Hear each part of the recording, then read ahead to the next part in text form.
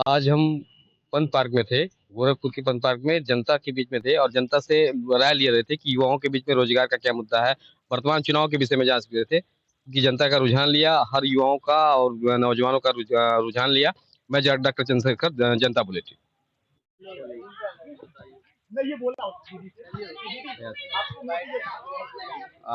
हजार चौबीस का चुनाव है, किस मुद्दे पर मतदान करना चाहेंगे?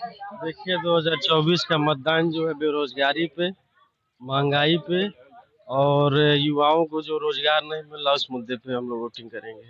वर्तमान सांसद के विषय में क्या कहेंगे? वर्तमान सांसद देखिए हमारे क्षेत्र में, हमारा क्षेत्र गोरखपुर ग्रामीण पड़ता है। जैसे आप जंगा साइड में जाएंगे, इधर रामपुर में कोई विकास नहीं किया उन्होंने, और जो भी विकास हुए हैं सारे शहर में हुए हैं और वहाँ पे कोई विकास नहीं हुआ। बिजली उजली जो है अभी तक हमारे गांव में खंभे तक नहीं गड़े हुए हैं। हमने कई बार एप्लीकेशन भी दिया था रामपुर में, लेकिन कोई सुनवाई ना जेई सुनता है, ना यही सुनता है, ना एक्सीएम सुनते हैं। क्या नाम है आपका? हमारा नाम सर मनीष यादव है। हाँ, मोदी जी को देंगे। किस मुद्दे पे वोट दे रहे हैं? अरे उनसे कुछ हमको लग रहा है कि हम भारत में रह रहे हैं, नहीं तो हमको लगता था हम पाकिस्तान में रह रहे हैं। हाँ, इतना डर लगता था, मतलब भयग्रस्त। 10 सालों से, जिस साल के हमें 3 सालों से लग रहा है हम, जबकि खास उन लोगों के बीच रहे हैं, उन लोगों का बहुत अच्छा व्यवहार था, लेकिन इस समय वो लोग कुछ ज्यादा ही वो हो गए हैं।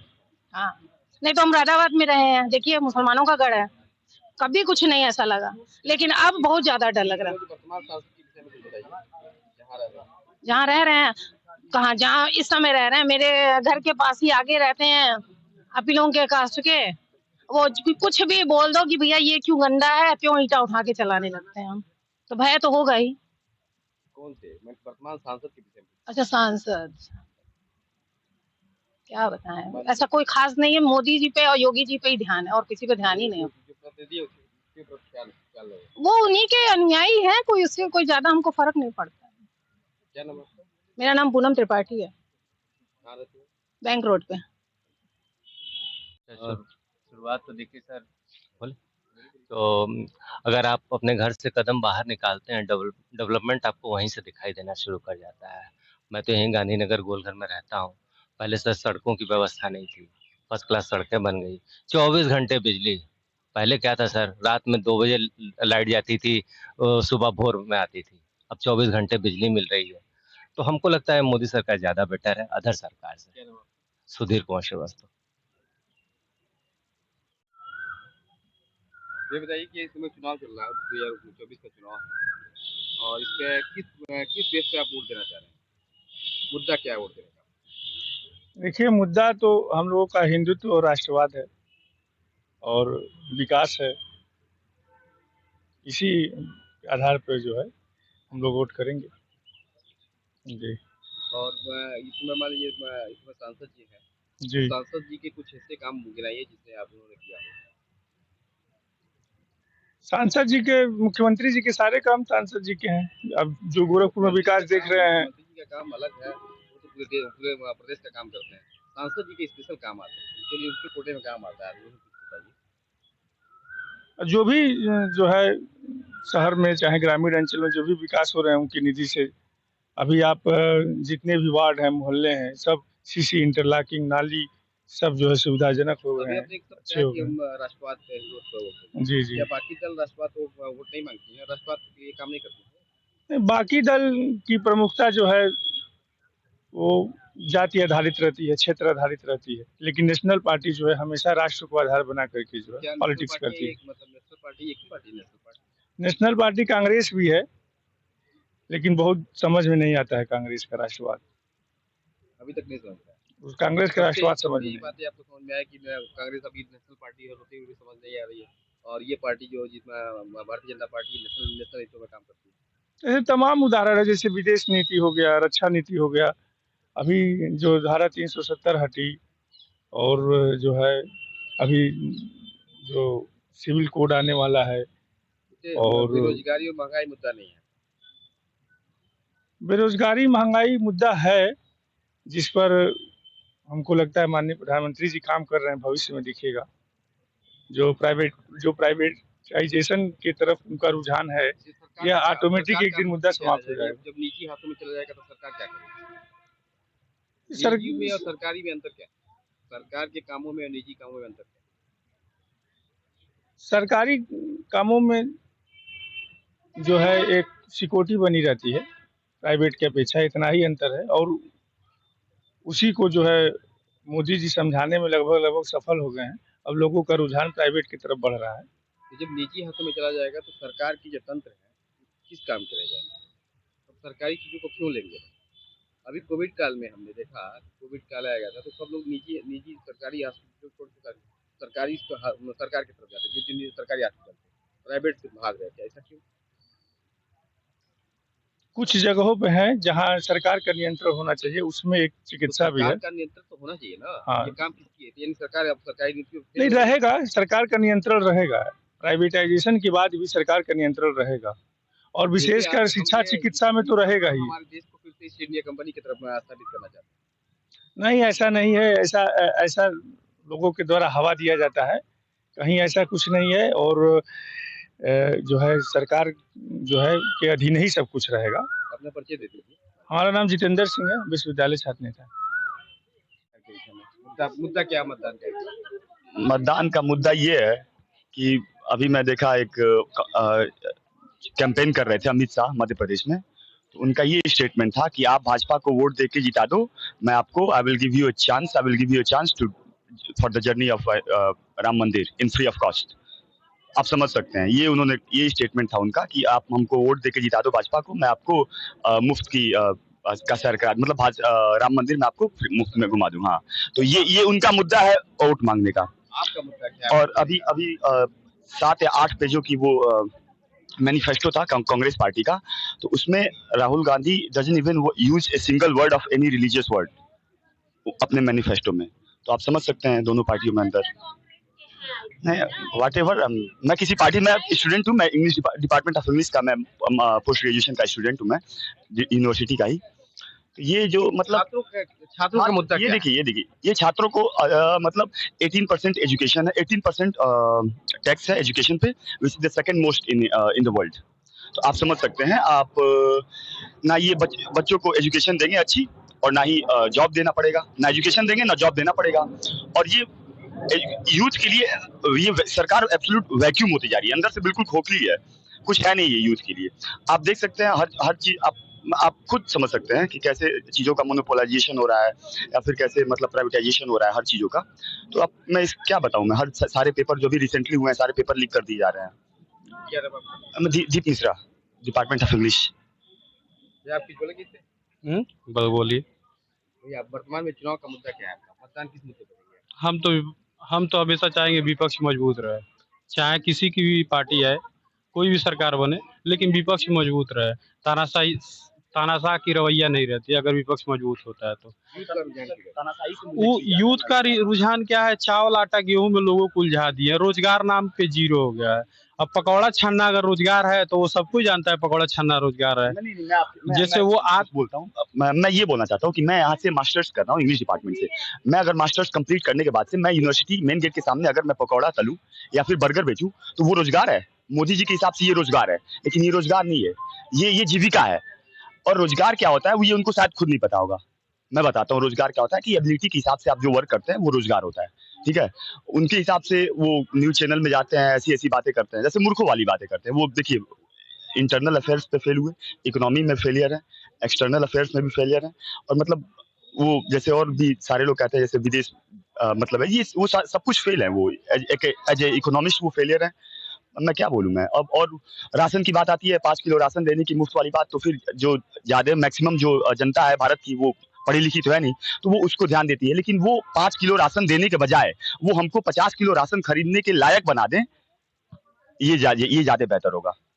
ये अभी कुछ बोलना देखिए, जहाँ तक रोजगार का मुद्दा है, सरकार जितने लोग पढ़ लिख के निकल रहे हैं सबको गवर्नमेंट जॉब नहीं मिल सकती है। सरकार के संसाधन सीमित है और सीमित लोगों को ही रोजगार मिल सकता है। सरकार का सारा ध्यान स्टार्टअप की तरफ है, आप सेल्फ रोजगार की तरफ आइए।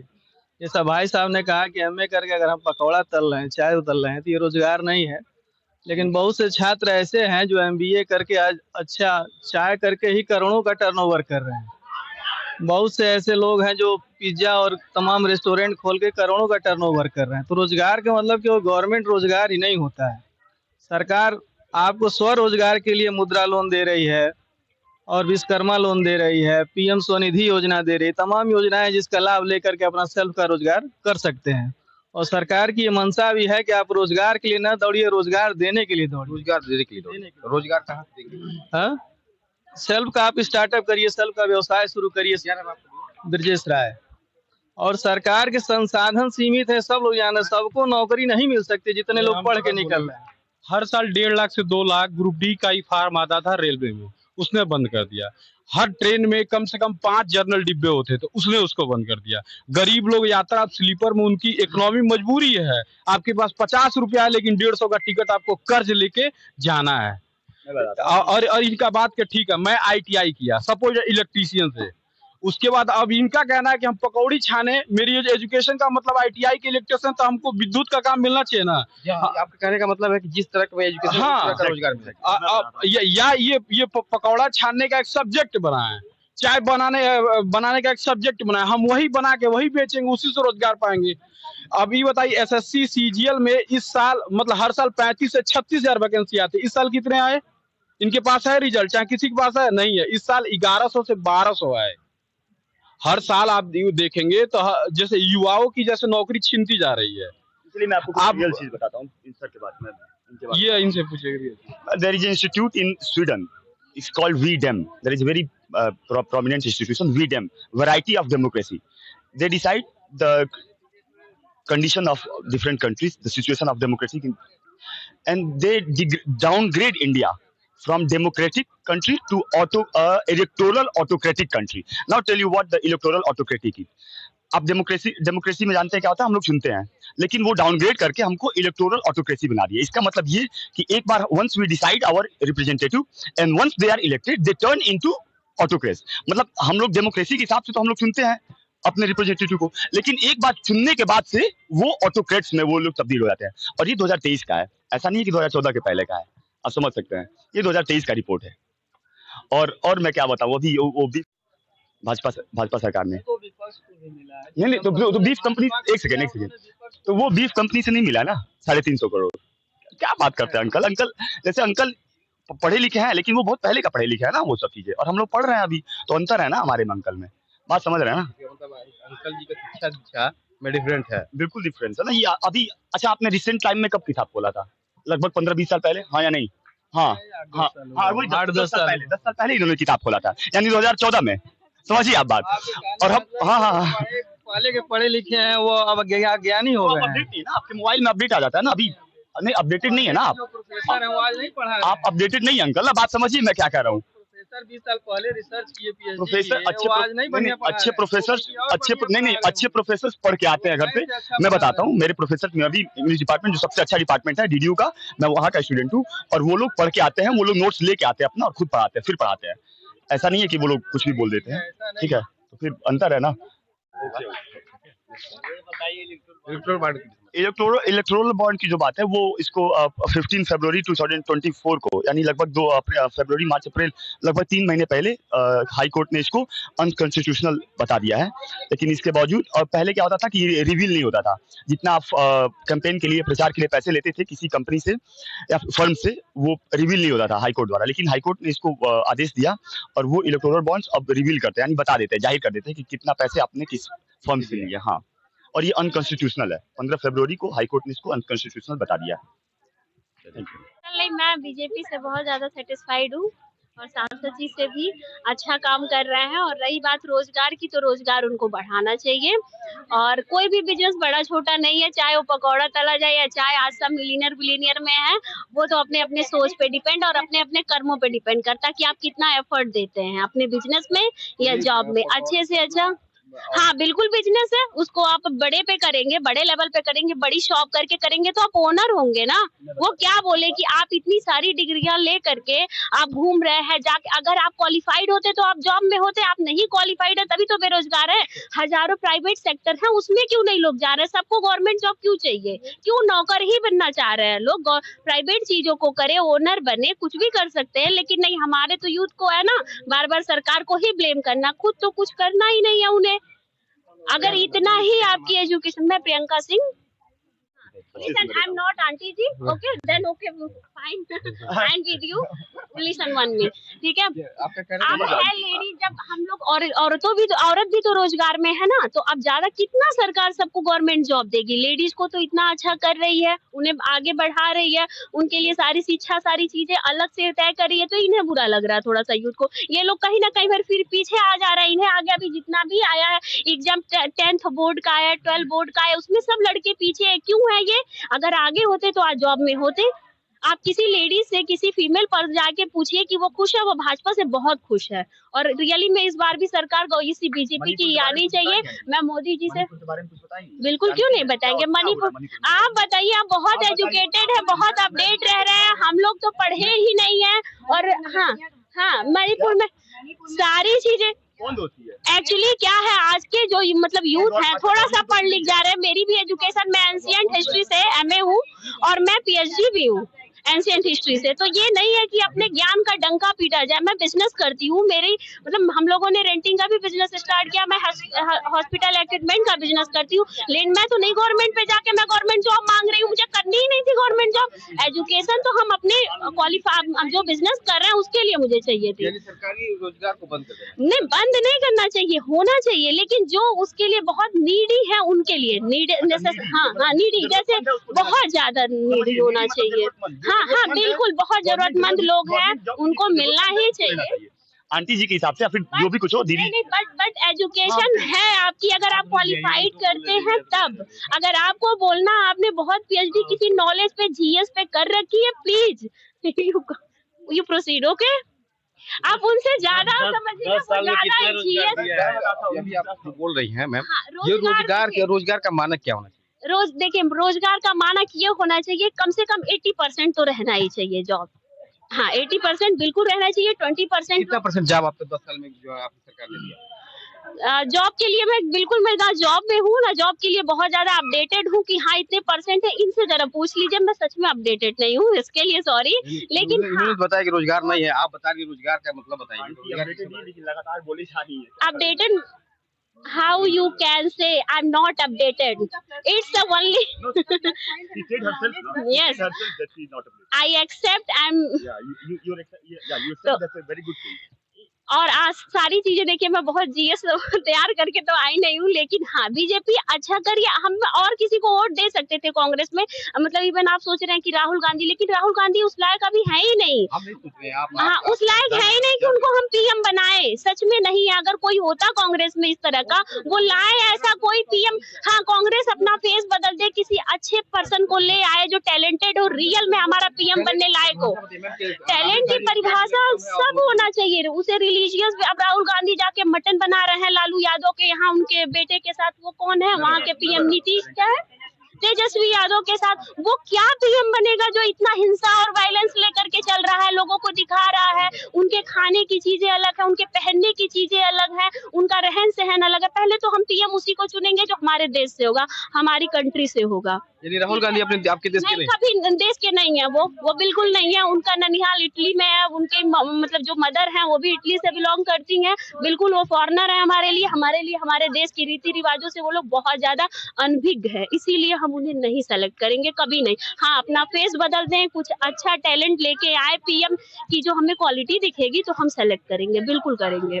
मैं खुद बीजेपी को पर्सनली इसीलिए वोट करती हूँ, मैं मोदी जी को वोट नहीं करती हूँ, मैं अपनी जनता को, अपने देश को वोट करती हूँ। मैं चाहती हूँ हमारा भी देश और फॉरेन, जैसे स्वीडन है, जैसे अमेरिका है, बड़े बड़े कंट्री है, जापान है, वैसे ग्रो करे। हम लोग भी एक अच्छे आज कहलाए जा रहे हैं, मान सम्मान तो है। और सबसे बड़ी बात, जो ये हिंदू मुस्लिम की लड़ाई झगड़े थे ओवर, जो हम लोग को मतलब जैसे डोमिनेट कर रहे थे, मुस्लिम्स जो हैं यहाँ इस देश में बहुत ज्यादा, हिंदू लोग बहुत ज्यादा डोमिनेट हो रहे थे, वो बहुत ज्यादा अच्छा हुआ, वो मुझे अच्छा लगा। देखिए जॉब किसको कितनी चाहिए वो अपने टैलेंट पे डिपेंड करता है। मैं पढ़ी लिखी हूँ, मेरे अंदर आज तक मैंने 2 एग्जाम दिए थे, मेरे सारे क्वालिफाई हुए, लेकिन मैंने नहीं किया। मैं नहीं करना चाहती गवर्नमेंट जॉब, मैं नहीं किसी के अंडर में रहना चाहिए, मैंने नहीं किया। हाँ, बहुत ज्यादा जो लोग टैलेंटेड है एग्जाम क्वालिफाई करने, उनके लिए वैकेंसी निकाली, इसके लिए मैं गवर्नमेंट से रिक्वेस्ट करती हूँ कि निकाले, बिल्कुल निकालना चाहिए।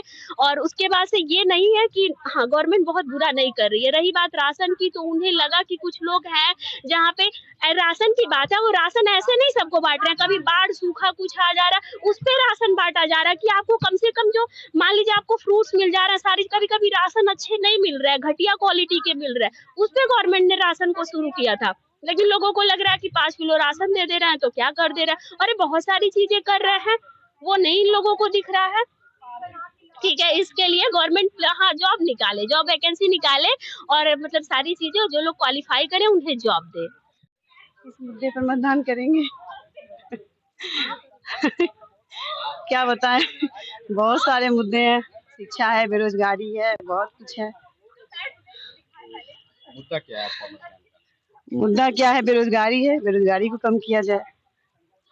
वर्तमान सांसद के विषय में क्या कहेंगे? वर्तमान सांसद तो बहुत अच्छे हैं हमारे रवि किशन जी, बहुत ही अच्छे हैं, मतलब किस तरह से काम अच्छे? कर रहे हैं। गोरखपुर में बहुत कुछ प्रोग्रेस हो रहा है। बहुत कुछ चेंज हुआ है गोरखपुर में, इसलिए। क्या नाम है आपका? खुशबू गुप्ता।